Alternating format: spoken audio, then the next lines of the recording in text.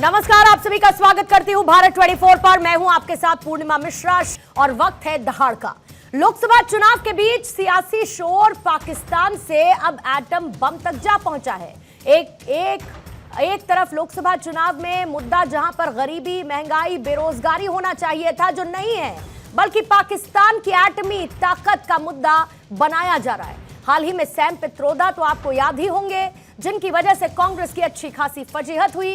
भारत के लोगों पर रंगभेदी टिप्पणी करने वाले सैम पित्रोदा ने कांग्रेस की अच्छी खासी किरकिरी करा दी। लेकिन अब मणिशंकर अय्यर एक नया राग लेकर आए हैं।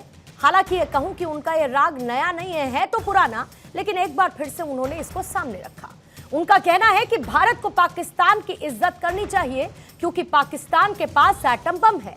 सोचिए, वो पाकिस्तान जिसके पास खाने के लिए आटा नहीं, उस पाकिस्तान के एटम बम की बातें कर तारीफ कर कांग्रेस के मणिशंकर अय्यर क्या भारत को डराना चाहते हैं?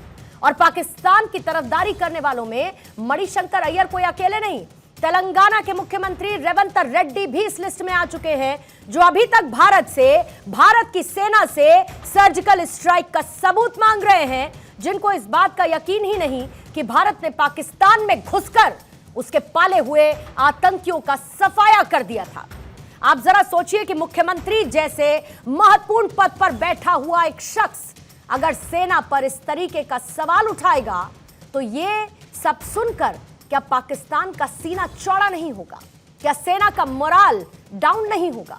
लेकिन शायद विपक्ष के कुछ चुनिंदा नेता अपनी सियासत ही सबसे आगे रखते हैं, और सियासत के इस रिवाज को समझने के लिए आज करने वाले हैं दहाड़ में चर्चा। मेहमान कौन कौन हैं उनसे आपका तारुफ करवाऊंगी, लेकिन उससे पहले भारत के चुनाव में पाकिस्तान और पुलवामा की एंट्री कैसे हुई, सुनिए वार पलटवार। ये कि वो भी एक सॉवरेन मुल्क है और कि उनकी भी इज्जत है, और उस इज्जत को कायम रखते हुए आप उनसे जितनी कड़ी बात करना चाहते हो करो, लेकिन बात तो करो। बंदूक को लेकर आप घूम रहे हो और उससे क्या हाल मिला? कुछ नहीं, तनाव बढ़ते जाता है। और कोई भी पागल वहां आ जाए तो क्या होगा देश का? उनके एटम बॉम्ब है। ये कांग्रेस की सोच, कांग्रेस बार बार अपने ही देश को डराने की कोशिश करती है। वो कहते हैं संभल के चलो, पाकिस्तान के पास एटम बम है, पाकिस्तान के पास एटम बम है, पाकिस्तान के पास एटम बम है।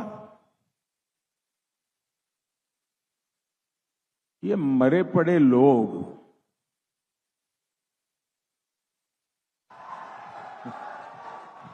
ये देश के मन को भी मार रहे हैं जी। और कांग्रेस का हमेशा ऐसा ही रवैया है।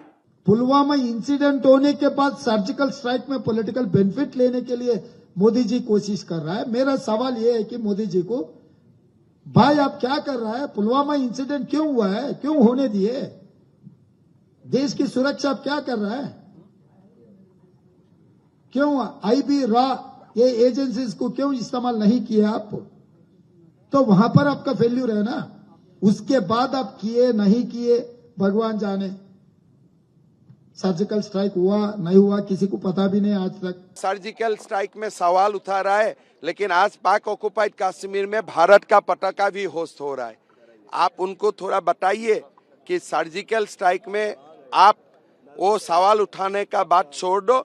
देश में थोड़ी ही देर में, अगली थोड़ी ही साल में पाक ऑक्युपाइड कश्मीर भी हमारा देश में आ जाएगा।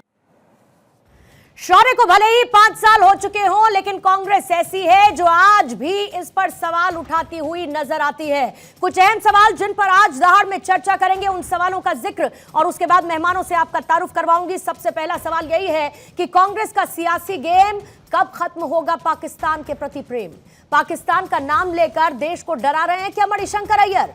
शहादत पर रेवंत रेड्डी को शक, सेना से सवाल कब तक? सर्जिकल स्ट्राइक पर सियासी फाइट क्या जायज है? पाकिस्तान से प्रेम, सेना से सवाल, किसने किया है कांग्रेस का यह हाल?